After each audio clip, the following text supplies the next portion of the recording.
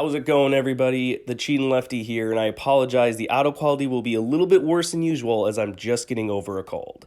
So the Discraft Wasp is a semi-overstable mid-range, speed 5, glide 3, turn 0, fade of 2, and a stability rating of a 1.5. On calm to mildly windy days, the Wasp is going to be the workhorse in your overstable mid-range lineup, but in the wind, it does have a tendency to straighten out. Now, you did see on the profile there was a slight dome to the Z Wasp. Jawbreakers are very, very flat, and this is a beaded mid-range. So for those of you who like beaded discs, rejoice, this is a fantastic, fantastic disc for you. So getting out to the field, you can see that these shots are being thrown in a 15 to 20 mile an hour left to right crosswind, and I am actually throwing the Jawbreaker Wasp against the Z just because I heard Jawbreaker tends to be fairly flippy. Well, that must be a really seasoned version because out of the box, the Jawbreaker was just as beefy as the Z counterpart. The next shot here actually shows how the Jawbreaker Wasp flies just like the Z. When thrown flat, it holds that really nice straight line, and then as it slows down, it does fade and hyzer out, even in this crosswind. Now, I am pairing it up against the drone as well. I threw the drone on a slight anhyzer on the release, but you see how it flipped up to flat, held straight, and then hyzered out right away. Versus a Wasp, when thrown on an anhyzer line, you can see that steep anhyzer line, it gets a lot bigger turn, but it still has the stability to try to fight out of it.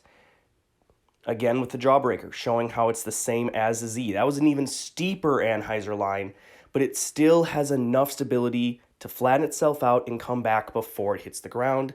The drone, again, wants nothing to do with anhyzer as it just fights its way out of it almost immediately and hyzers out. Where I think a lot of people are going to love the Wasp, not just for backhand overstability, I think it's also going to be the overstability on forehand. The Wasp is very comfortable to hold. Preferably for me, I actually really like to forehand the Jawbreaker because of how flat it is. But still, regardless if you like a little bit of dome on your discs when you forehand or flat, the Wasp brings both to the table here, and it's so comfortable and so controllable for both. They hold really nice, dead straight lines, as you saw, and still hyzered out, even into pretty big winds. One overlooked aspect of the Wasp that I absolutely love is how when it hyzers forward. It keeps penetrating forward as it hyzers, something you don't see in a lot of overstable discs. Now, looking at the Wasp in a headwind, you can see thrown on a slight anti line, it gets a nice little bit of flex, but then it still has the stability to fight its way back. I think for slower to medium arm speed players, this is really, again, going to be the workhorse of your bag. The wind, yes, it will keep it straight, but it's something that you don't have to worry about it fully turning over. Bigger arms, you'll probably want to step up to, say, the Hornet, but definitely this is a disc that for most players is going to be, again, the workhorse of their bag. The Wasp has been a staple in many players' bags, both pros and AMs alike, for an extremely long time, and I can definitely see why. It's very, very straight, has predictable fade. Even in the wind, it won't fully turn over. This is definitely an overstable mid-range for everybody.